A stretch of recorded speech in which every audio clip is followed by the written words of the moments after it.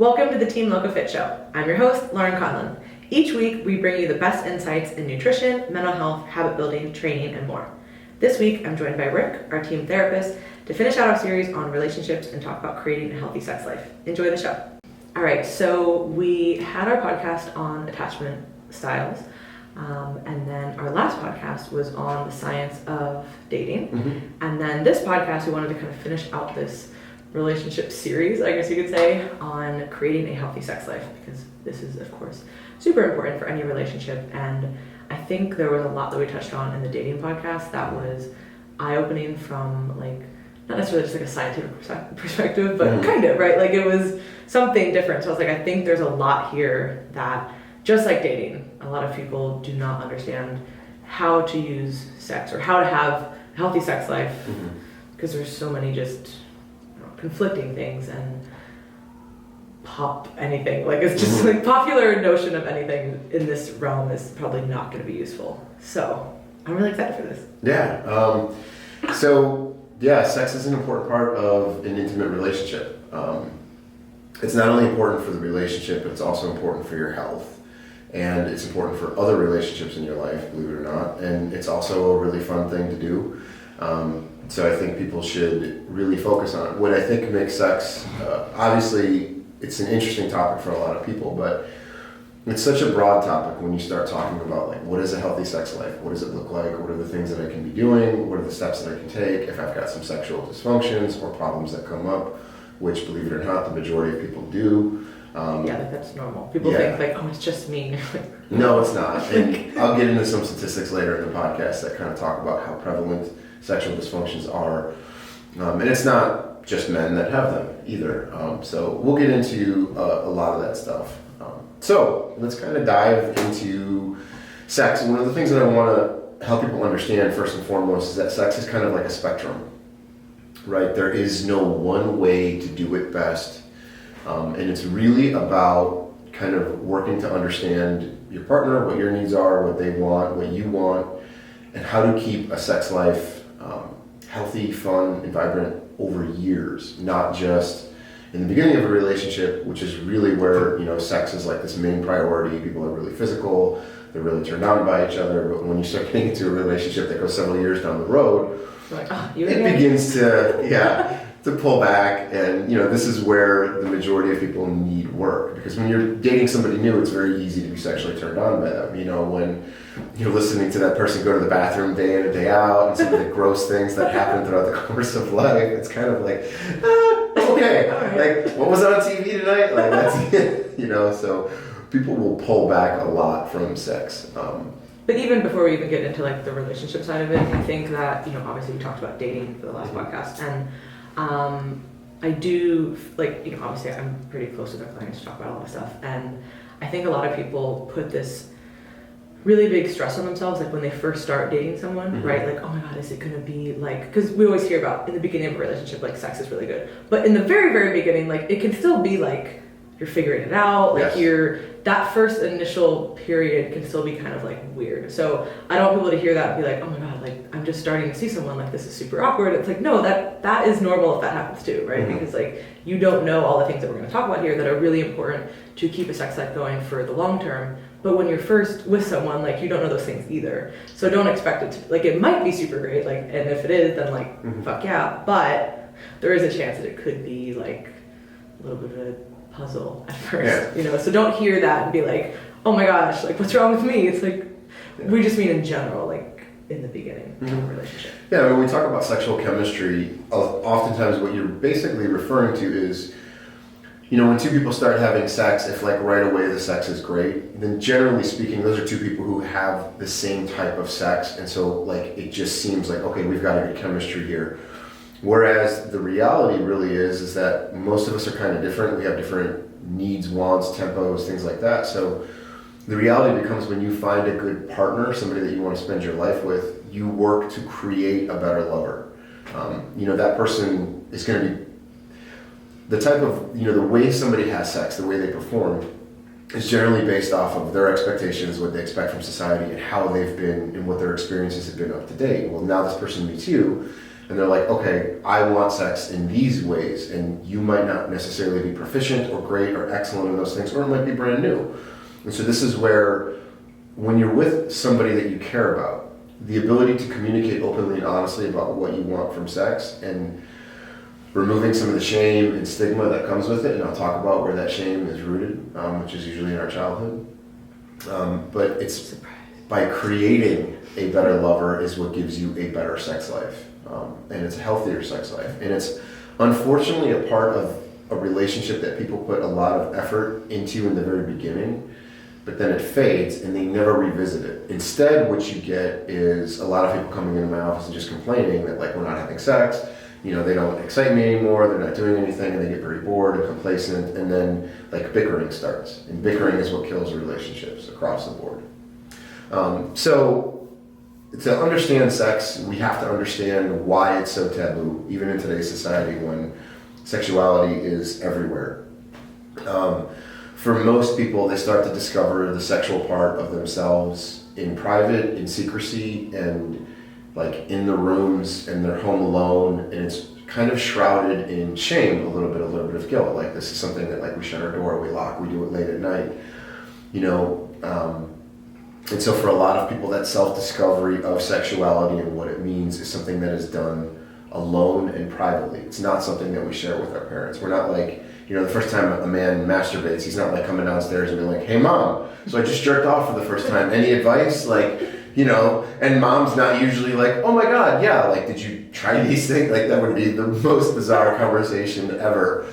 It's like a Black Mirror episode. Yeah, so instead what you find is a bunch of people trying to figure shit out on their own. And this is where, like, friends come into play. They start talking about with their peers, who are usually equally uneducated on the topic, or they start turning to porn or internet sources. You know, and today with social media, who knows what people are going to find as indeterminate sexual activity. And the majority of my clients, especially adolescents, and for those of you that don't know, I've worked with adult and adolescents my entire, like, the last 10 years of my career. And when I ask the juveniles, the teens, the 14 to 18 range, I will ask them, who taught you about sex? Like, 99 out of 100 of them will tell me the internet or porn, right? Not school, not mom and dad. Like, they didn't just have the birds and bees talk once, even, you know? And so they don't talk about, like, what it means to pay attention to somebody, what it means to communicate, what sex actually means, like the risks of sex, like pregnancy and emotional reactions and family reactions or legal reactions and STDs and all that kind of stuff.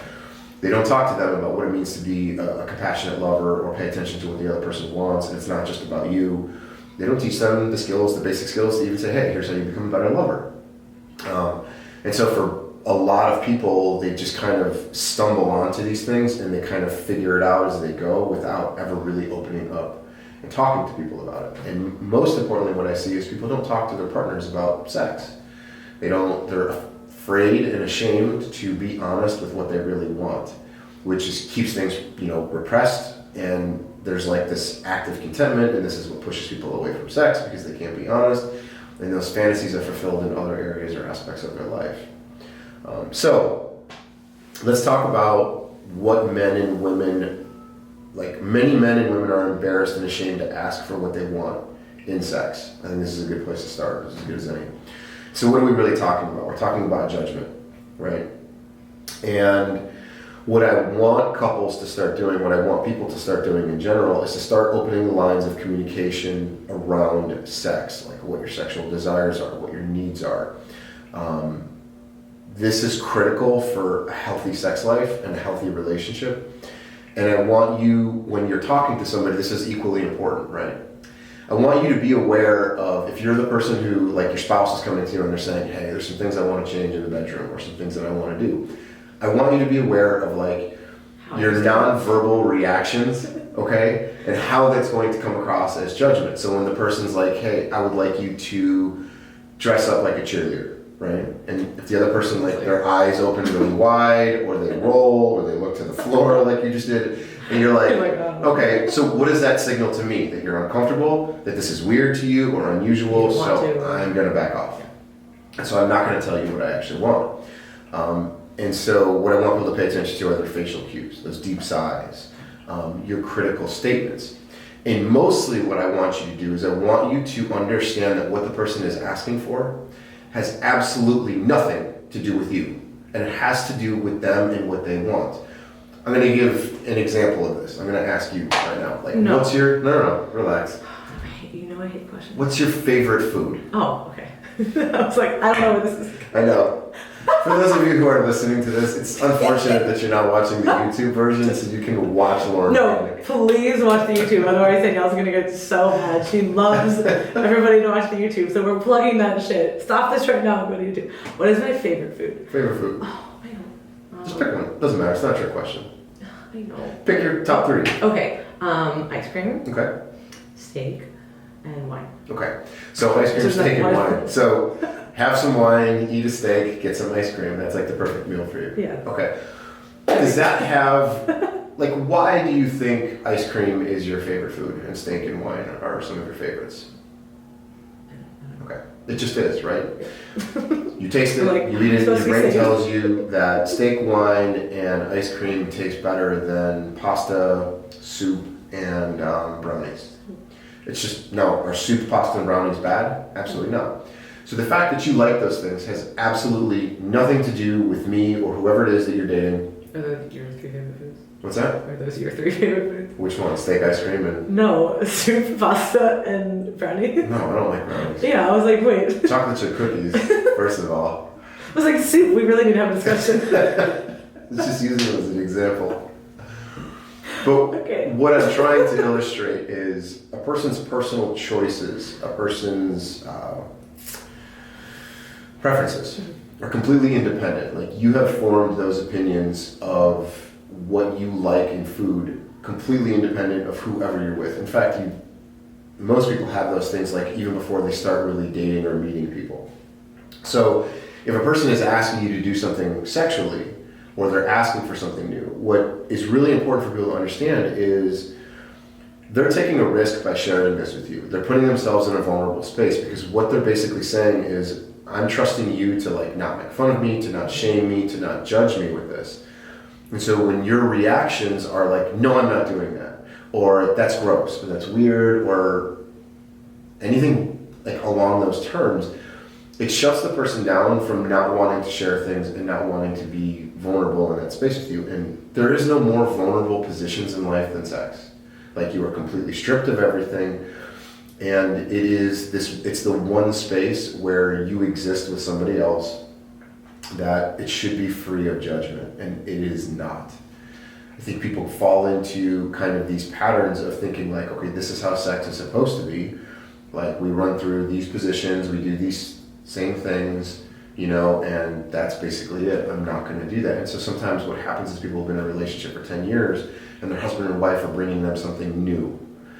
And it might be something that they've held on to for years that they've just been afraid to share. And so the judgment that comes across will prevent that person from ever expressing anything again. Like, you don't get many opportunities to do this. And so what I want you guys to understand is that whatever the person is asking for isn't about you.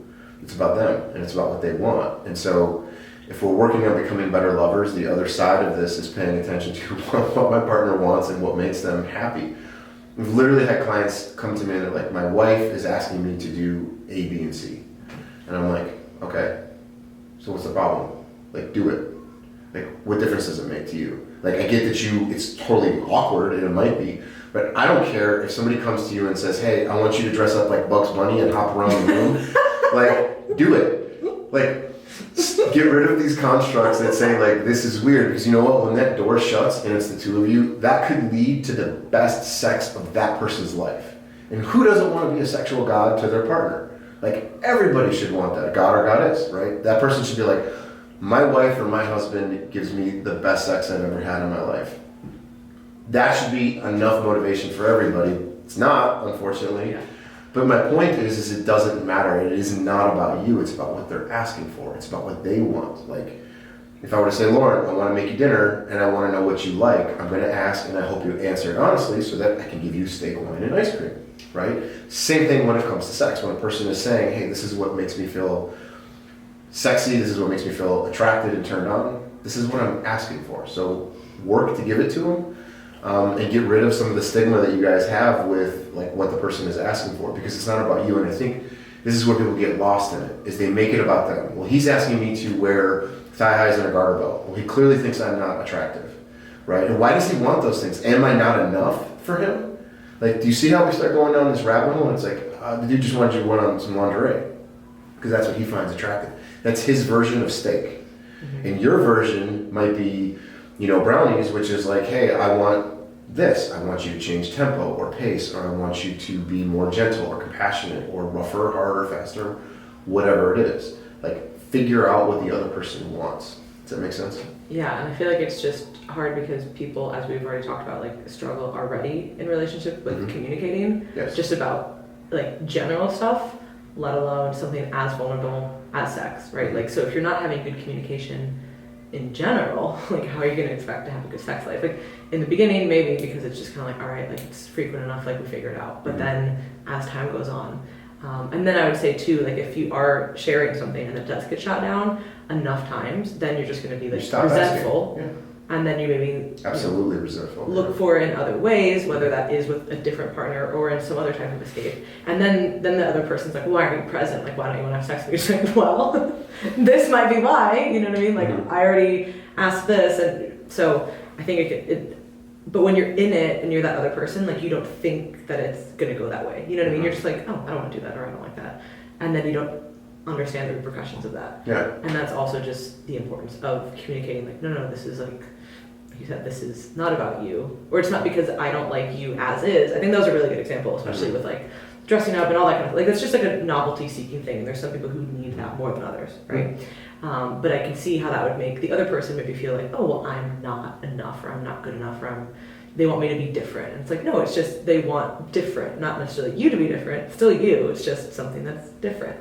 So I think it can be hard though, if there's already maybe like some rocky issues, and then like, that comes up, then it's just like another thing. Oh, here's another thing, he or she wants me to do, and then I can just, it's and so just easy to go down that tone of like, God, this is like, I have to do this for you. Yeah. Like, it's like, oh, okay. Okay, yeah. I won't ask anymore. Yeah. Like, now you feel where like it should be like, oh no, like the other partner should be like, I want to do this. Your enthusiasm with it. Like, when somebody comes to you and they're like, hey, our sex life is good, it's great, I just kind of want to spice it up. If the other person is like, oh my God, me too, what do you want me to do? Like, now you're eager, you're engaged, and even though you might be like cringing on the inside, like, save that. Like, it's okay, you can scream into a pillow later. But the idea is, like, if you're enthusiastic and excited about being a better lover for them, it's just going to open the door for that person to reciprocate. And a great sex life is something most people want. Now, I get that sex is it has a different status in different relationships, right? Some people want it more frequently, or they want it shorter, longer, whatever. So it's kind of like there's a hierarchy within your relationship of things. What I will say, though, is that sex oftentimes does not make or break a relationship. And so what I mean by that is if you're having great sex with someone, but the relationship isn't solid or healthy, great sex won't save it. And vice versa, bad sex won't kill a good relationship. Like, you'll sustain, you'll move forward. But what it can do is sex can greatly enhance a relationship, or it can greatly deteriorate one. It's never the end-all be-all. And when it is the end-all be-all, then the relationship itself wasn't the main focus. Does that make sense? So sex is like this, it's an important element, right? It's kind of, I don't have a great analogy for it, so I'm not going to try and give a poor one. But it's just super important for a relationship in that it can greatly enhance the quality and fulfillment of a relationship, or it can really drag one down and really highlight other problems that exist. Yeah, I would say probably highlights other issues, right? Then like if that's going, then like other stuff comes up easier. And I don't really have a good analogy. Well, you guys know I have no analogy. So I'm not going to think of one on the fucking fly, but like, think about like small arguments you have, and if you just had a great orgasm, it's suddenly like, not that big of a deal. You're like, fuck it, okay, that's fine. Do you want to do what for dinner? That's cool. Like, you're just relaxed and happy and at peace. That was kind of a joke, but it's not, because that's the reality of how it works out. And so this is another important part, and for the men that are listening to this, this is a really critical understanding of what sex is, and I want men to understand this because this is where I think men fail, and this is also where I think men and women are very different in their interpretation of sex, and this is part of the conversation I want people to have when they start talking about sex. It's not just about sexual role plays and things like that. It's about having a deeper understanding of what sex means to you as well as to your partner. And where most men most men will tell you is that sex to them is a physical release. It is like a fun, tactile kind of visual experience for them. And what men miss is that I think they project those emotions and that perception onto their partners, and they don't understand that sex just isn't always about sex. And what I mean by that is it's more about intimacy. So let me kind of dive into what intimacy is. Your partner is often looking to meet other needs through sex. Okay? And what I mean by that is your wife or your girlfriend, whoever it is, they're looking for that need to be touched. They're looking for that need to be admired or cared for, or lusted after. They want that feeling of safety, that you understand them, that you're with them in that space. And so women, not all women, but people in general, will attempt to get those needs met through sex. And I think that's the disconnect that most men will have with it, is they don't make that connection with it. So what I do with my clients when they start to come in and they're talking about this type of relationship issue is I will say, all right, what we're going to do is you're talking about sex, but we're going to put sex aside for right now. And so I will start to ask them very guided questions. And I will say, all right, if we were to take sex off the table, how does your partner know, through what other actions or what other ways does your partner know that you demonstrate desire for them? What other ways do you touch her or him? How else do you think he or she feels admired in the relationship? How else do they feel cared for? In what ways do you make this person feel safe? If she was sitting in here or he was sitting in here, how would they describe that you understand them and connect with them? If we were to take sex out of that part, how does the other part of the relationship fulfill those needs? And so you see very quickly how sex becomes the only time somebody expresses admiration, lust, or desire for them. It's the only time that we touch each other, right? Otherwise, yeah, it's like, hey, it's a quick kiss in the morning, then we're out the door, right? But like when you're waking up next to your partner of 5, 10, 15 years, like how much holding are you doing? How much touching are you doing? Like you're just kind of rolling out of bed, getting ready for work, doing your routines. You know, when's the last time you guys spent time like embracing one another and sharing thoughts and fantasies and all those kinds of things that get lost throughout the course of a relationship. And so what I find is when I start asking those questions, everybody kind of looks at you and they're like searching, they're racking their minds trying to come up with the one example of like, oh no, they would feel desired because I did this. Yeah. It's like, okay, would they? You know, like I get it, you came up with an answer for the question, but instead of just answering it, like let's be honest about it. Like, and can you admit that you have maybe been neglecting those areas of it? And so what people will do is oftentimes use sex as a way to fulfill those needs. A person's lonely or they just have that physical need to want to be touched, and so they know, hey, I can go out and have a one-night stand and they get touched, right? But it's not the kind of holding, caressing, like loving embrace that they're really looking for. Yeah, it's totally different. I mean, I guess it depends on who you have sex with, but typically for a one-night stand, like you're not going to know that person, you know what I mean? It's not really going to like, I feel like that's, you think it's going to fulfill that, but it's really not. And that's kind of where like, I mean, this is not totally, but like the 5 love language thing, right? Like we've talked a little, I think. We talked about it a little bit. And I thought that book really highlighted how there are other, physical touch obviously is one of them, but he makes it pretty clear in that book, like physical touch is not just sex, like that's part of it, but physical touch is everything else, right? Because some people, like, they do appreciate, like, okay, I'm gonna hold your hand, or I'm gonna like, you know, like just any kind of touch in any capacity, you know what I mean? But I thought that book it's like a really short book, but it gives a good overview of some of like the other ways, you know what I mean? Like if somebody, like, you know, doing things for somebody, like active service, or like, you know, words of affirmation, like those types of things. Like everybody is going to be different there. Yeah. So if you don't ask, you don't really know. And I thought it was, you know, in that book there's like a quiz or whatever you can, I mean, once you read it, like you can pretty much figure it out. Yeah. But he was like, if you really don't know, the author said, if you don't know, it's probably how you give, like that's a good indicator. It's like typically how you give it is probably what you want if you're not generally speaking. Yeah. So that's like a way to indicate. You're like, okay, if I do this for somebody, like, you know, we all do things and it's like not reciprocated and you're like, motherfucker, like I thought they thought they would get this, you know what I mean? And you're like, oh no, that's just how I do this. It might not be how they receive it or what they want. So it's a quick read, but I think it is useful. It is very useful for some of those things to like be able to say, okay, what, you know, to have that conversation. And I think it's also maybe like a good like groundbreaker for like icebreaker. Groundbreaker. It's just groundbreaker. It's a new game. Groundbreaker. Whatever. You guys know what I'm talking about, because this can be really hard for couples, especially if you've never talked about it, and then you find yourself in a 5-year relationship and you're like, shit, I don't know. Like, how do you feel about this? Right. Like it kind of always worked, and then until it didn't. Yes, I agree. When you're talking about meeting the other needs in a relationship, understanding the person's love language is a part of it. Because it's also where two of you can have a disconnect, right? Like if you're physical touch and I'm words of affirmation, and I'm giving you all this verbal praise, but you're not registering it as love because I'm not holding your hand, like we're missing each other. And vice versa, whatever it is, quality time or gift giving, etc. So understanding that person and then being able to recognize like, hey, okay, so Rick is like words of affirmation person, but I'm physical praise, or I'm physical contact. So when he reaches over and he gives me a 5-minute massage, or he grabs my hand in public, or he gives me a hug, like this is him actively, consciously loving me, right? And so it's you being able to connect those acts or those behaviors to the fact that the person is thinking about you. And so when I ask somebody, like, do you feel desired? Do you feel cared for? How is that person demonstrating? And that person can be like, you know what? I know that my husband is kind of like a quality time person, but we don't get a lot of time together, and he knows that I'm physical touch. And he really makes an effort to like hug me, kiss me in the morning, give me a 10-second hug, whatever it is.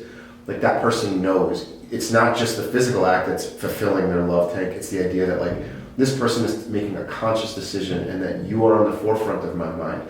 That this isn't just the last thing on my list that I had to check off for the day, right? And that's where relationships also fail. Like you look at the amount of time and effort we put into everything else, and this is what happens in most relationships. In the beginning of a relationship, it is hot, heavy, and we are up each other's ass with text messages and phone calls and how's your day going? You get 4 years down the road, and sometimes you're just annoyed that the person even texted you that day. You're like, don't even look at me. So the relationship becomes the last thing you put time and effort into. It literally gets the leftovers of what's left in your day, and it's like, oh, that makes me feel special. Yeah. That makes me feel like a priority. I feel good about this. Like, let's have sex. And if it is, then all right, like we got enough time. Shitty sex, yes. Like, I'm gonna go to bed in 10 minutes. So like, and you know, obviously there's the reality of life. Like, you know, not every day is gonna be like a romance novel. No. You know, but effort is necessary. And a small amount of effort. It's kind of like anything we talk about on this podcast, right? Everybody thinks that it has to be so much effort in one direction in order to see changes. Like with diet, right? You think, oh my God, I have to do a total 180 with my life. And it's like, not really. Like, I mean, that would be useful as well, but we could start with like 3 small things, and that's going to make a really big difference. Same thing here. It's not like all of a sudden, like all your other responsibilities in your life are gone and you have all this abundant time now, but it's like, okay, if you made a small effort like every day, somebody's going to notice that. And then if they don't notice that, then that's also a cue to be like, oh, okay, well, maybe this isn't a great relationship. And if they don't want to reciprocate that and you're trying, well, there's that too. 100%. So, again, to kind of revisit one of those points, like sex is a spectrum of needs, wants, and desires. So I would always question people and challenge them to be like, how are you working on that spectrum? Because like having sex like a porn star is just not going to cut it. You've got to look to expand on what your knowledge is and understand that sex isn't just about the physical release of sex, as much as it can be at times. Like there's nothing wrong with that either. And so for those of you who are listening to this and who are truly like the passionate, want to make love all the time kind of a person, there's nothing wrong with a 5-minute fuck in the closet. Like, go do that. It's okay. It's healthy. It feels good. It's good for the body. It's good for the mind. It's good for the spirit. It's good for the soul. It's good for everything. So don't be afraid of that aspect of it. It doesn't mean that the relationship is going to skew one way or the other. It's a spectrum. So operate on that spectrum. And if you're the person who's like, I just want rough, raunchy sex all the time, like learn to appreciate the subtleties of making love. and being present and prolonging it and the sensations and connecting through it. Like there's nothing wrong with those things. And one isn't necessarily better than the other. It's just a preference. And so learn to meet your partner's needs on those spectrums. And if the man is looking to meet his woman's needs and paying attention to her stuff, and if she's doing the same thing, you're both going to meet in the middle and have the best sex life ever. Because it's going to be like, okay, like where you get to the point where both of you are trying to satisfy each other's needs, like one up the other person, like that's a great competition to be in. Like there's no losers there, like you're both winning, like great place to start. So yeah, I mean, obviously there's, kind of some of the basic stuff, like a lot of times with relationships, what we see is sex exists in one of two areas: early morning or really late at night. And gone are the days of like midday sex or sex in different areas of the house, or renting a hotel room for a weekend and getting away, or doing different things. And most of what I also see too is people stop making an effort to be attractive to their partner. And I don't just mean attractive physically. I mean they stop learning new skills. They don't practice things. They don't read books. They aren't buying new clothes or outfits. They aren't trying new skills or exploring sexual fantasies. It just becomes this thing where it's like, all right, the kids are down, we've got 15 minutes, let's, do you want to have sex? Like, okay. We roll over, you do your thing for a little bit and then that's it. And it's like, well, that's fucking boring. Who wants to do that? Like, there's no one does. And so you just see, you see a disinterest in it. And this is why, like, you'll hear couples all the time talk about, like, well, we can go months without having sex because the routine of life just takes hold. And don't get me wrong, guys. I have kids. I know I know the stresses that come with it. I know the stresses of starting a business or having a full-time job and all the other things that come with it. So believe me, those stresses are very real and they are equally important. Like, we cannot minimize that and say that it doesn't get in the way, because it does. But learning how to set boundaries, learning to set expectations between you and your spouse is incredibly important for maintaining a sex life, because all of that goes away if you guys can't connect in an intimate way. Is there research on like frequency? Because I feel like good question. Or at least I've heard that, but that could be maybe not like that. There is some. Okay, I think, isn't it like twice a week? Twice a week. Okay. Okay, here's this, because this is going to be a statistic. Men who have sex twice a week as opposed to once a month have a 50% lower death rate. Means they die half as much as just by having sex twice a week. Wow. It's crazy, right? Okay, that's not the paper that I read. But that's a good stat. Sex is a pillar for longevity in a relationship. Yeah. Like, it's an aspect of it, and it is a powerful one within the relationship. Obviously, sex can fade, but sex is physical. It is spiritual. It is mental. It is emotional. It is all of that. Like, I remember there's this really great movie, and Russell Brand is like one of my favorite characters in life. It's kind of funny, but you ever seen the movie Forgetting Sarah Marshall? Yeah. Okay. Well, there's this one couple who are on their honeymoon, and they're both like Christians, and they had waited till the very end, and he's like, and Russell Brand in this movie plays like this kind of like very promiscuous, very sexually advanced person. And so he's talking to this guy, and the Christian, that like the virgin, is kind of like, I'm struggling because like I feel like Jesus wouldn't want that. And like in this moment of brilliance, he looks at him and he's like, no, Jesus should be in the bedroom with you. And I laugh at that because it's, he's being funny and he's teaching the guy like these techniques, like this huge chessboard, whatever. But like the idea of it is like, bring God into the bedroom. Like, if spirituality is this thing between the two of you, like, find out how that incorporates into sex. It is a physical part. It is also a spiritual part. It's this way of two people connecting and staying in the same space. And that is really awesome when it comes to a relationship and talking about making a relationship last. Where sometimes sex gets skewed and fucked up in these matters is like when we're just doing hookups. I was literally just going to say, like, it's so... that was going to be my segue. I think that this gets really clouded with just like kind of like the hookup culture of nowadays, right? Like, how are you going to... That's why I wanted to do this, right? Because there's different than like having great sex like once or a few times versus like having a great sex life, right? Yes. So in order to build that, there requires like a lot of intimacy and vulnerability and communication, which you're not gonna get on Tinder. You know what I mean? No. Like you might meet somebody and like you might get fucked, like okay, and you might do that a few times, but like and you could have a relationship from that or something meaningful from that. Not necessarily a relationship, but like something meaningful from that.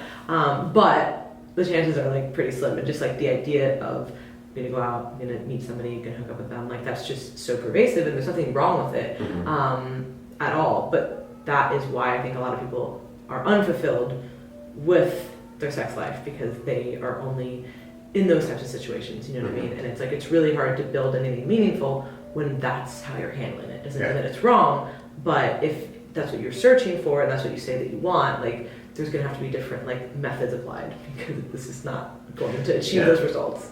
Like, exactly. And I think it does skew towards men, like how we talked about at the beginning, like it's a lot more from that like just like physical release perspective for men versus like the more intimate perspective from women.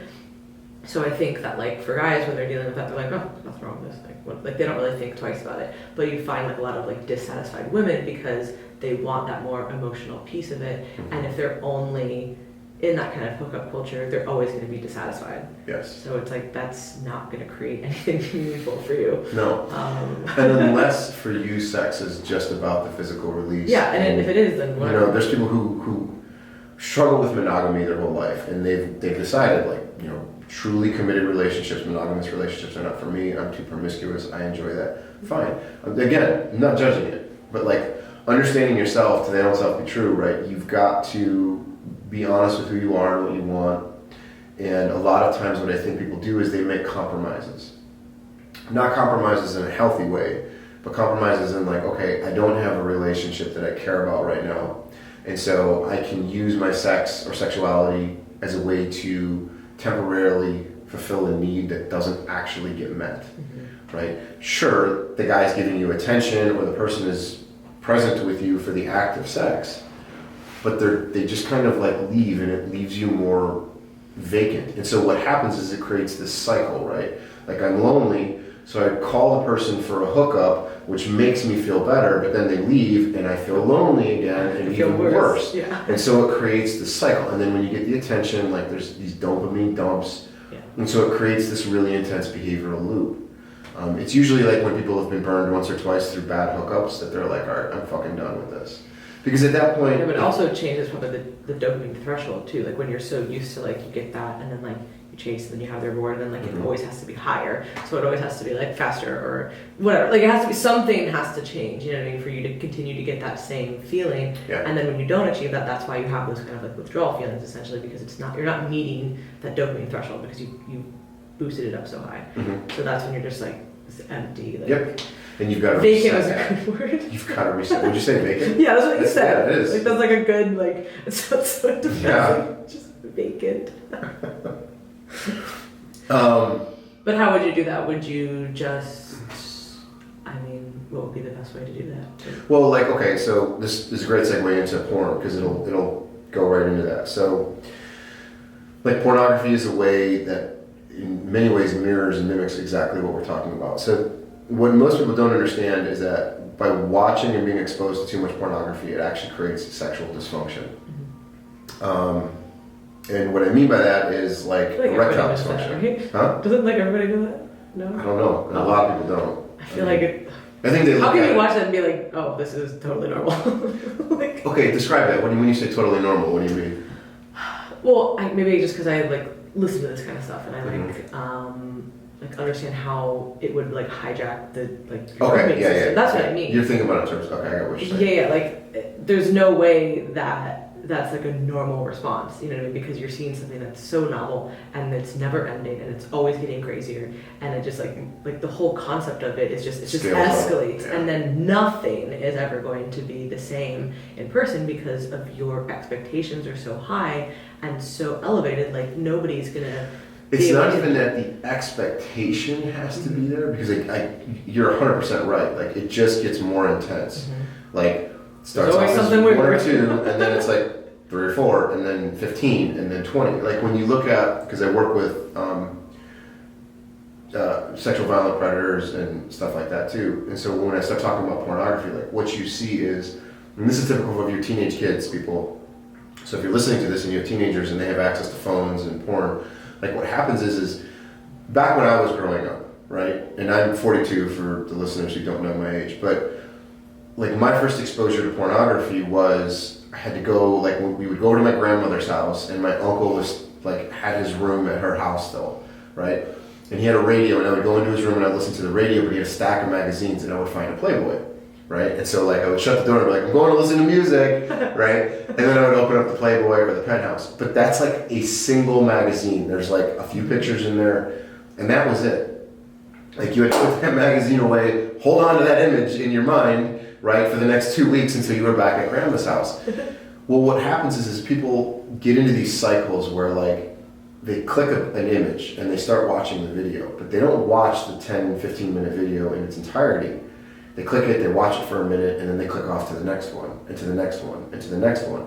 And so there's like this constant loop where it's like dopamine, dopamine, dopamine, dopamine, dopamine, dopamine. And it creates a cycle where a person who watches porn for like 30 or 40 minutes will probably watch upwards of 60 to 100 different images that they will just click on and move on. Now, what does that do to the brain, right? So what we begin to see for men in particular is it creates erectile dysfunction for men, as well as premature ejaculation.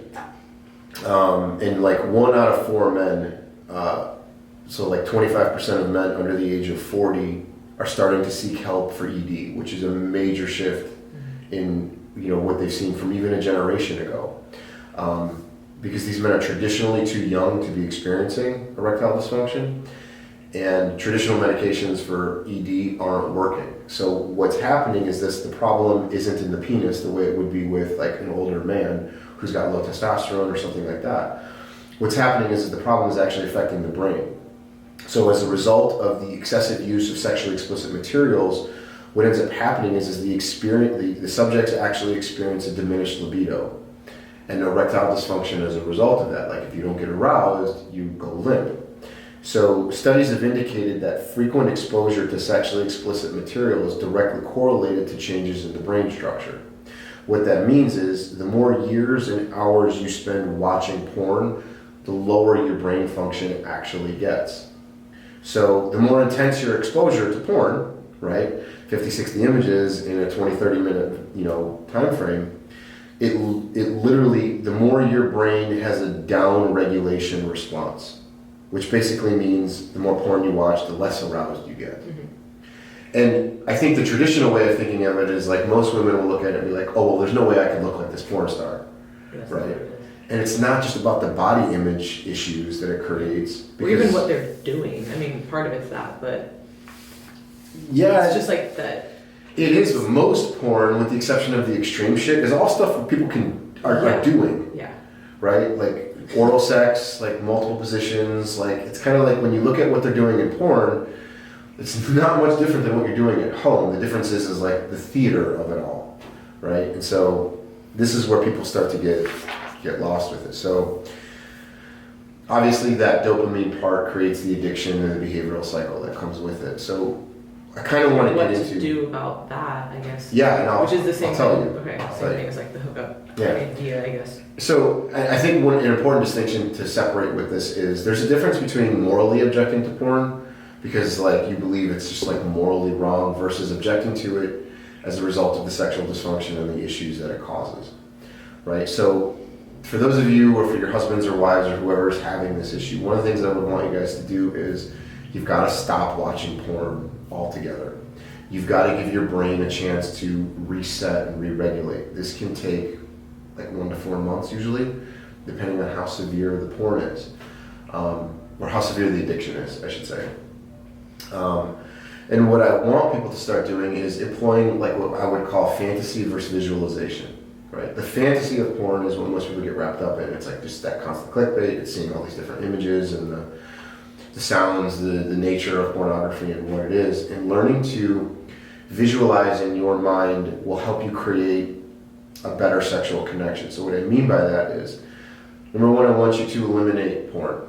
You've got to get rid of it. You've got to like cut it off. You've got to like put filters on to block you, whatever it is that you need to do. And you've got to kind of create that space to no longer watch porn and feed into it. It's like a person saying, like, well, Rick, how do I quit, how do I quit doing drugs and then still continuing to drink at the same time? Yeah. Like, it doesn't work. Like, you're substituting one for the other. Yeah. What I want you to do is I want you to start visualizing your partner or the sex that you're going to be having as a substitute for the porn, right? Yeah. So for example, if you're at home and you're alone and this is where you pop up your laptop or grab your phone and you start watching porn, you're not going to watch porn. What you're going to do is you're going to get all ready, whatever it is that you would do to masturbate, and you're going to close your eyes and you're going to visualize the person you're having sex with. And this becomes, it takes time because some people might struggle to get an erection. But the visualization is like by visualizing your current partner, it's a real woman, okay? Somebody you're really actually going to have sex with. And you're going to visualize her body and what her reactions are going to be while you're having sex. You're going to imagine the moans and as visual as we can get with this, like what her skin feels like, what positions are you going to go to, what smells, what tastes, the touch, like all of it. We want to create those sensations and you want to create that visualization in your mind to the point where it becomes so stimulating, like you can get aroused by that. And if you can't get aroused by that, then we're talking about the younger generation or the people that are experiencing erectile dysfunction as a result of watching too much porn. Then this process needs to continue to keep going until that is you're able to do that. Yeah, it might not happen right away. I mean, especially if you've been having issues. Correct. No, it can take a while. It's not going to be normal to just be like, oh, okay, I blocked all the Pornhub. Now all of a sudden I'm back to normal. Like, yes, it's going to be a little bit. And you progressively want to, expand on that fantasy, and picture your partner having an orgasm, and you want to bring yourself to that space because that's the reality of what you're living in, and. But I feel like even if you were I guess this is kind of off topic, but even if you were visualizing somebody else, I still feel like that's different than just passively watching. Agreed. Right? If you're okay, the girl in my Spanish class and you're going to visualize having sex with her, yeah, fine. It was very specific. I don't speak Spanish, so that should help you. Anyway, where can we get up? He's like, so I've been taking a Spanish class. And said, hola. No, so... But just in general, I think there's a big difference, because you're actively doing that versus just passively, maybe watching. Yes. And because when you are watching porn, you're not a part of it, and you're probably not really thinking about you being a part of it. You're just observing it. Yes. Versus visualizing, whether it's with your partner or anybody else. That's going to be totally different, just a lot more intrinsic. Yeah. So I can see why that would help a lot. Yeah. My advice would be don't give up on the process. The first few times you do it, if you're not getting the results that you want, you've got to stick with it. I promise your brain can be rewired back. You've just got to give it the space to do it. So don't give up, keep trying. And I'll tell you what, let's use basic behavior modification here. When it goes well, reward yourself. Do something to reinforce the positive behavior of it. Because that's also kind of what porn does, is it's intense in that it feels great, and so it's this pleasure seeking, and it also kills whatever kind of pain. People use porn or masturbation or sex as a way to avoid pain and numbing themselves to it, because an orgasm feels so much better and the motion of masturbation feels so much better than whatever pain you're kind of feeling, right? Doesn't it temporarily subside when you're having sex? So it becomes this it replaces pain and it feels really feels really great. So but what about, so we were talking about the hookup culture person who's just vacant. So vacant, no. Obviously it's gonna be a little bit different than this, but would you say if that's how you're feeling and you don't want to feel like that anymore, that you need to stop having meaningless hookups in order to get back to that baseline? I would say obviously the visualization thing's gonna be a little bit different, but just in general, do you need to remove that? If you are finding yourself in a hookup situation, right, where it's either the same person or different people, and you're having this vacant feeling because you don't have any emotional intimacy, in order to stop that, like to get back to like a normal baseline where you're not feeling so numb to everything, would you say like, don't hook up with anybody until you have something that is more like emotionally available or intimate, or is that not just? Yeah, I think I understand what you're asking. What you're basically saying is a person who's been in a long-standing hookup relationships, who's feeling that they don't have their emotional needs met, right? What should they do? And they just feel worse every time. Yeah, okay. So it's slightly different than the porn thing, but like, yes, the strategy would be, look, what you're doing isn't working. It's not actually fulfilling the needs that you have. So continuing to do the same thing over and over again is only going to produce the same results.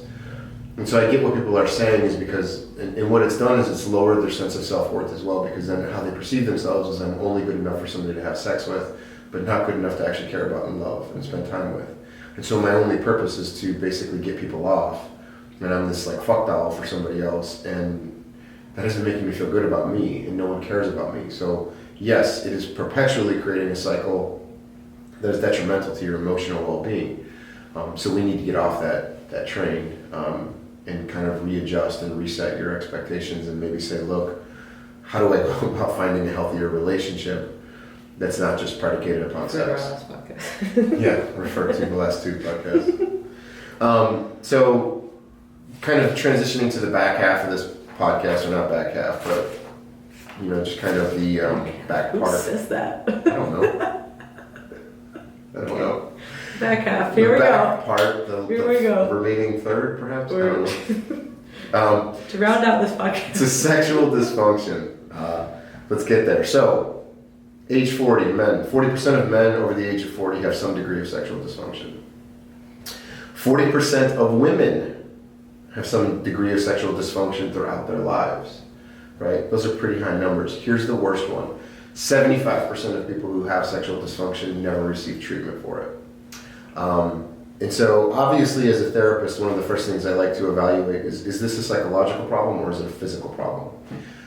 We already kind of covered through some of the psychological things that you can do, like in terms of talking and understanding your needs and intimacy and what the person wants, and reducing judgment and all of those kinds of things. There are specific psychological things that we can do for like men who experience erectile dysfunction or premature ejaculation, like for example, strengthening the pelvic floor, learning how to breathe, relax, understanding the differences between visualization and fantasy. Those are more psychological components. So I kind of want to get into what are some of the physical things that you can do in other areas of your life that you can do to address kind of sexual dysfunction and some of the strategies that we have. So these are kind of like the six top strategies between the medical community as well as the psychological community. Just kind of a disclaimer, you should always consult a physician before doing any of these things. This is not like medical advice. These are suggestions of things for you guys to be exposed to if you don't know. Some of these things might be new. First and foremost, top of the list, take care of your body, right? This is super important, and if you don't know the importance of this, like you are brand new to the podcast. Yeah, hey. Check out the other 200 episodes. Yeah. So take care of your body because physical health relates to strong blood flow. And why is strong blood flow important? Because when blood flow decreases for both men and women, it has adverse effects on their sexual performance and ability to perform. So for men, it's the leading cause of restricted blood flow is the leading cause for erectile dysfunction. For women, increased blood flow is directly related to vaginal wetness as well as clitoral engorgement, right? So if you don't have good blood flow, you're not going to be stimulated in the same ways. Also, and this is totally side note to all this, but like a less direct note, when you do take care of yourself, you typically are going to feel better, right? Mm-hmm. Like there's no way that you're not going to have noticeably higher energy, you're going to feel better, you're going to be more confident. And when a lot of like this comes down to outside of like these very physical things, right? Like blood flow is pretty specific, but just in general, like somebody who exudes confidence, like just in their life with their partner, like that is a lot more sexually attractive. Correct. To anybody. It doesn't matter what you physically look like, but just having that confidence. So if you're taking care of yourself, like you can't expect to eat like trash, never go outside, like never work out, and like all of a sudden like be this person who is just like radiant. Like it's just not going to happen. So, and it's not a physical size or physique thing. It's just literally how you're presenting yourself to the world.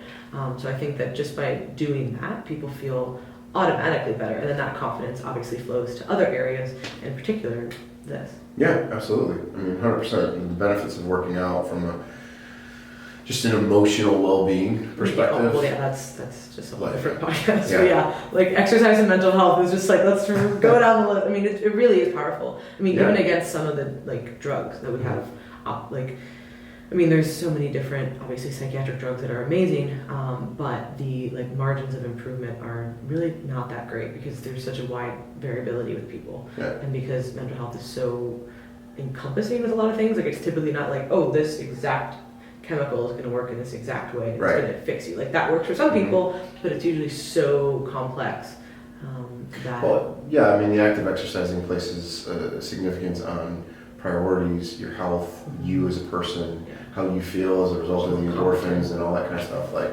it's just, there's ample evidence to support that. So, number one, obviously, was take care of yourself. Number two, increase nitric oxide. So what is nitric oxide? This is the main chemical messenger that tells your blood vessels to vasodilate, which basically means to open up. Like, again, when we're talking about blood flow, we need greater blood flow. So as you get older, you lose the ability to make nitric oxide. And so because it's made by the cells that line your blood vessels, so as you get older, you develop like atherosclerosis, which now you can't make as much nitric oxide. So as a result of that, what you see is the narrowing of the blood vessels, and this is caused by like plaque buildup, right? Which this is also where you lose the ability to become erect, which is where erectile dysfunction comes in. This is also where like drugs like Viagra come in, because Viagra is effective because it keeps the nitric oxide levels around for longer. And so what it does is you still need to have your own nitric oxide within the bloodstream for those drugs to be effective. So what can you do? Well, you should eat foods that are kind of specific to that are kind of rich for nitric oxide. So what does that mean? It means like that are high in nitrates, like beets, green leafy vegetables, pomegranate, antioxidants. Like, if anybody's been listening to this podcast, I'm sure you've heard those types of things come up in the past.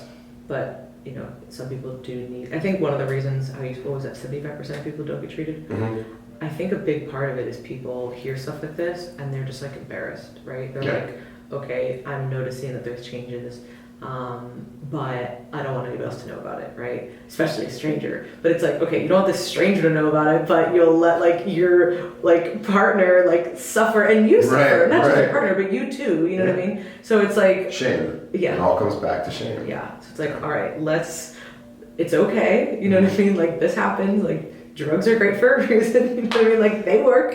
I had a client who, like, I was telling him about this. I was like, you should do some of these things. And so I'm going to spare you what he called it. You definitely have to tell me. Okay. You want me to tell you? Is it appropriate? I don't know. What is it? What is appropriate or not on this podcast? He called it his daily cock juice. And so he made like a smoothie of like pomegranate and like, the Viagra, vegetables and all bottle of that Viagra. And he would just drink it every day. And he's like, he would, he was a really humorous guy. He's like, I'm drinking this. And he's like, I can feel me just becoming more virile and like a beast of a man. And he just called it his cock juice. And I loved that, obviously. I was like, that's awesome. So that's that. You're that's gonna take two. Optimeds from First Form. It's mostly beets and it's all for like blood flow and stuff. And oh, perfect. So hey, plug in that. What was it called? It's called Optimeds. Optigreens? Optigreens and Optimeds, yeah. Well, the greens has obviously the other like more green stuff, and then the OptiReds has a lot of different products in there, but beets is like a big one. Okay. Big part of it. They're like bright red. Like it's really good. Yeah. Number 3, hormone optimization. Like this, this is a lot of your clients struggle with hormone imbalances and stuff like that. But again, it's something a lot of people have shame around. Yes, and I don't know why. I don't know why like the aging process has become this shameful thing. Like as men get older, testosterone drops. Mm-hmm. So does progesterone and estrogen and all that kind of stuff. And so they tend to go down with age, and this is directly related to maintaining an interest in sex, like your libido. Or the general health of your sex organs in general. Mm-hmm. So for women, we see a decrease in progesterone and testosterone like in the mid-30s, generally is when that starts to occur. And estrogen definitely plummets after menopause, which basically means they like have this really decreased interest in having sex. So if you're 50 or 55 or whatever it is, whatever age you're going through menopause, like those numbers seem to be skewed in today's society with all the fucked up diets that we have. You know, it's kind of like, okay, that becomes an issue. And for women, they can also experience what's like called a thinning of the vaginal tissue, right? And so what that basically means is like they become so sensitive and like the tissues become more friable, which means that the actually having sex can be painful, which obviously no one really wants to hurt somebody during sex. Great, this sucks. You're like, I don't want to have sex and this hurts. And this hurts, right? And for men, obviously, they can experience low testosterone, you know, in their early 40s. That's generally when men will do it. Ironically, though, like I think there's a lot of research that is starting to come out that men in today's society in their 40s actually have a much lower testosterone than what they did even a generation or two ago. Yeah. There's several factors that contribute to that, but this is another thing. Well, there's two things. One, if it's just for a like sexual dysfunction reason that you're thinking about getting your hormones checked, I think a lot of people still hold like that shame and that guilt. So there's that. But the other part of hormones is that people, for whatever reason, have this huge moral hang-up with steroids. I'm putting big air quotes around this, right? And for whatever reason, people have decided that this hormone optimization is the same thing, which technically, yes, they are steroids, you know what I mean? But birth control is steroid too. Does everybody know that? Like, and people listening to this, obviously they do. But if you're like anything that is going to modulate your hormones, like, so we're totally okay with that, you know what I mean? Or even people are like, you know what, like, I'm kind of embarrassed about it, but yeah, I have to take Cialis or Viagra. But like, oh, testosterone or progesterone? No, I don't do stuff like that. And you're like, well, do you want to feel good? Like, right? Like, it's just one of these things that I think there's a lot of moral hang up for people. And now, are there definitely places that push more than they need to? Certainly, you know what I mean? So you need to obviously use discretion, right. But it's your choice if you want to optimize your hormones or not. So if you decide that this is something that you want to do, that's your choice, and there should be no moral issue behind it, you know what I mean? And having very, very low hormones is just as detrimental as having too high hormones, right? So you always hear about, obviously, everybody takes bodybuilders as an example, right? And any person who's a bodybuilder, there's a lot of factors, you know what I mean? First, there's a rampant use of diuretics when they are competing, which is a huge toll on your kidneys, so that's number one.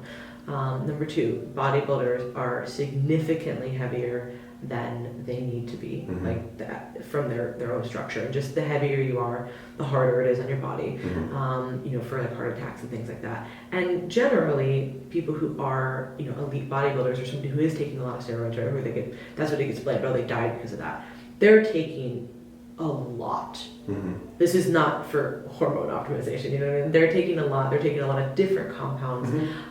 So this is very different than taking a little bit of TRT or a little bit of progesterone, completely different. So I think that there's a lot, I think that the messaging has gotten a lot better. I think that there's way more people now who are like, oh yeah, HRT. Like that's more normal of a conversation versus like, oh yeah, I got steroids in the bathroom at the gym. Like, that's it. You can still do that. Like, trust me, there's still plenty of people who do that, but those are for different reasons. You know what I mean? So I think that a lot of that, it just comes from that misinformation, which hopefully we're changing. And I think that's why it's important to work with your physician too, right? Like yes. If you're going to find somebody who specializes in this, go to a hormone clinic, go to an endocrinologist. And that way you can talk to your physician about what side effects you're doing. You can do regular blood workups. You can meet with a cardiologist. You have to do regular blood work if you are taking exogenous hormones. Yeah. Do not do that without understanding that you need it. That is part of it. Yeah. So all those things are important. So that was number 3, hormone optimization. Number 4, stem cells. Which I didn't know this was Amanda about the stem cells. I mean PRP. Yeah. PRP is platelet-rich plasma. And so basically what it means is stem cells, as we get older, they become less active. Well, what PRP does is it uses growth factors that are already in your blood to send signals to the stem cells to start working again. Right? PRP's got multiple uses throughout the stuff. And actually what doctors can do is they will inject these things directly into the sexual organs. So for men, It's called the Priapus shot, or the P shot, as they'll refer to it. And it's literally, they use topical cream on the penis, so it's not like it hurts. But they literally hit you with a syringe into your dick. And the results of it are great because you have increased blood flow, heightened sensation, there's heightened pleasure, stronger orgasms. And don't worry, ladies, there's one for you too. They call it the O shot, or the orgasm shot is how it's referred to. And this again is injected directly into the vagina and the clitoris. And again, same effects, increased blood flow, sensation, pleasure, stronger orgasms. So for a lot of people who even, sometimes there's people who have like struggled to reach climax or consistently, they go through some of these things, they go through the consultations, they get the shot, and it's kind of like, this was awesome. There's so many people who have gotten these things, they don't know that they really exist, and that's kind of why I want this, is just to say like, hey, Yeah, I had no idea. this is, some things that you guys can do. Obviously, when you start taking everything into perspective and you're like, okay, am I dieting properly and getting some exercise, right? Is my cock juice cocktail ready to go? Good. Are my hormones being optimized? Yeah, probably don't do this first, but this could be a potential option. Correct. Because it's also going to be short-lived if the rest of your diet, Exactly. your health is crap. And why are you doing this to yourself if everything else is designed to help it fail? watching porn 15 hours a day, probably Exactly. don't do that. But hey, if you're doing that, we've got other issues too. This is number 5 is what we call shockwave therapy. This is relatively new, all things considered.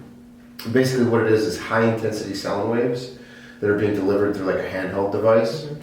I feel like I just heard about this. This is mostly for men with erectile dysfunction. Yes, I just heard about this. Mm-hmm. Yeah. It obviously increases blood flow to the tissue. The benefit of this is that there is no downtime, there's no pain, there's no risk. Okay? The upside though is much better orgasms and stronger erections. Which for men, believe it or not, stronger erections can also be something that is important to them because there's obviously varying stages of strength within erections, right? And so what some men will notice is hey, when I was in my 20s, I could drive a nail through a board with my penis, but now I'm just kind of not quite limp, not quite erect. I'm just kind of there, and it doesn't so. Yeah. Erectile strength is a big deal for men too, and that's something that they can, that can help with. And the last one, number 6, would be the vaginal laser. For people that don't know about this, they basically use a combination between light and heat to get the cells around the vaginal tissues to increase their collagen, to increase elasticity. Women will often talk about some of the improvements that they see from this type of treatment. They talk about tightness, they talk about increase in lubrication, they talk about sensitivity and increases in pleasure. So overall, it can be a really positive experience for them. I feel like this has a name, there's a popular name for this and I can't think of it. I've always known it as going for the vaginal laser. Because I was vaginal laser, but I feel like there's when you get mommy makeover, which is implants, tummy tuck, whatever, it's a whole thing. I feel like this has a name, but I'm Oh, if it does, I don't know what the yeah, term would be. Yeah, it's not the real actual name, but it's the vaginoplasty or whatever. No, the street name. I don't know. It's gonna come to me in 3 days. But fuck, should have said it on the podcast. Oh my god, how you've been hearing about the metaverse? Have you heard about this? Yeah, from Facebook. Yeah. But I'm oh my god, imagine the people who are already addicted to porn who are now gonna have there's already been VR porn, but this is gonna be, I feel another very scary level. There's why? What I will say about the meta stuff is there are several kind of watchdog type facilities, psychologists, therapists, people who have said they want and they're trying to, I think, request or subpoena the psychological information that Facebook gathered to create this. Because if you guys know anything about social media, you should know that it is one of the most addictive, experiences that a person has. Word, yeah. If not more addicting than porn because of the availability of it, right? At least with porn, you're not in a room alone usually. Well, for the most part, right? We're talking in general terms, but it's. You can pop on your phone and check Instagram or Facebook anytime that you want. Yeah. And no one's going to question it. And so when you start looking at those things in this metaverse, Oh my God. I don't, like, I want nothing to do with it. Like, I want absolutely nothing to do with it. Literally, I was like, okay, if it comes down to, like, we gotta split up the country, and, like, here's where I'm at. We're just drawing our lines. I'm drawing a line with sand. And there's, A like, metaphysical line. there's one side that has, like, all the technology, all the advances, like, everything, right? Anything you could want. And then the other side is, you live here, and there's none of that. I would literally pack up my shit, fuck off, guys, never get another podcast from me, and I'm going there, and I will use my skill set to somehow live off the land, Homestead it. and have a meaningful life. Right. But yeah, I don't know, like, the virtual sex thing reminds me of that movie, Demolition Man. Did you ever see that from the 90s? No. Where they outlawed sex because of all the diseases. So, like, what people did is they literally put these virtual you've seen headsets what it on. looks like, right? You've seen Yeah, and so they engage in, like, cerebral sex. Yeah. And I'm it's like, legitimately, and, like, you feel like you're in it. yeah, I don't want any part of that world. And now people are buying. So you heard? I still don't understand this. Like, hey guys, I don't really know what an NFT is, but apparently it's all the rage. And you can buy, like, you buy virtual things, and you buy, like, I sound like the biggest boomer ever. Like, you buy stuff, like, you literally will, like, buy, like Louis Vuitton had something for like $10,000 on there or whatever, and you, like, buy this. You're buying virtual thing. Like, I don't understand it. Like, why would you buy a virtual thing to be in there? Why would you not get a real? Like, I don't. And people are buying, like, I'm not meant for this world, so I don't either. I'm outgrowing it. So like, I'm very scared. But if you have a problem with porn, please do not buy the meta stuff, the meta goggles, virtual reality. But yeah, we really hope that this was useful. I think that, especially after our last talk, like, I really think that there is a lot of consideration that goes into having a meaningful sex life, and it's not something that is, it might be easy in the beginning, right? But it does take work, just like any other relationship. And even if you're not in a committed relationship, right? For it to be meaningful, there are things that need to be taken, into context. And I think that obviously communication is a big part of it. And I mean, there's just so many things in here that we touched on that I think will be really useful. Yeah. So if you guys have any other questions, definitely let us know. If you like this week's episode, please share it. This is the best way you can support our show. To check out our coaching services, courses we offer, and additional content we put out, visit teamlocofit.com and follow us on Instagram @teamlocofit.